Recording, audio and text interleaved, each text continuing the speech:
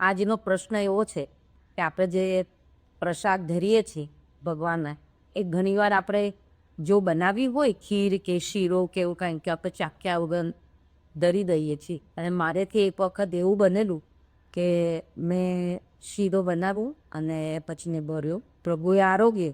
જ્યારે મારો ખાવાનો વારો આવ્યો ત્યારે મેં જોયું, ઓ માય ગોડ, કે સાકર નાખતા જ ભૂલી ગઈ. થોડું દુઃખ તો થયું.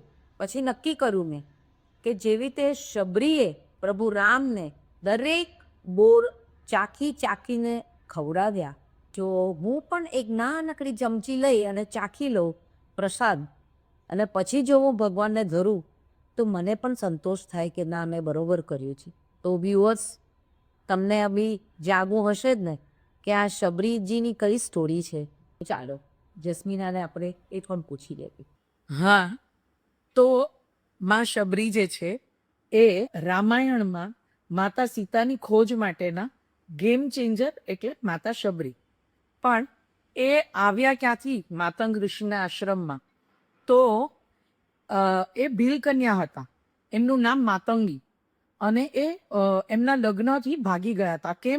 કેમ કે એ લોકોમાં રિવાજ હોય કે બહુ બધા પશુઓનું બલિ દે અને એ પશુઓને એ લોકો જમવામાં બધા ખાય. એટલે એમને દુઃખ થયું કે મારા લગ્ન માટે આટલા બધાને મારવાના, ના, મારે પરણવું જ નથી. અને એ ઋષિના આશ્રમમાં વયા જાય છે અને ત્યાં સેવા કરે છે. જ્યારે ઋષિ પોતાના દેહને ત્યાગ કરવાના હોય છે ત્યારે શબરી કહે છે કે હું અહીંયા કોની સાથે રહું, હું પણ તમારી સાથે આવું છું, મને પણ લઈ જાઓ. ત્યારે ઋષિ માતંગ એમને કહે છે કે ના, તારે તો હજુ તારું જીવન સમાપ્ત નથી થયું, તારે તો હજુ જીવવાનું છે.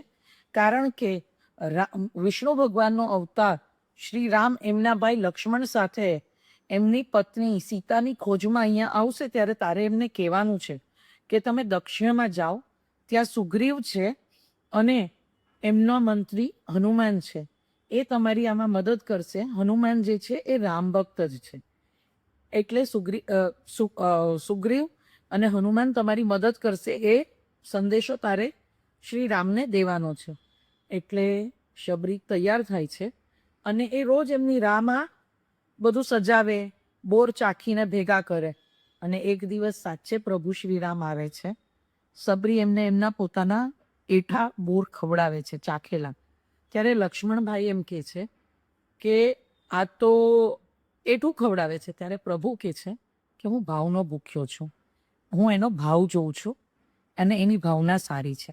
એટલે પ્રભુ તો ભાવના ભૂખ્યા છે, સમજ્યા?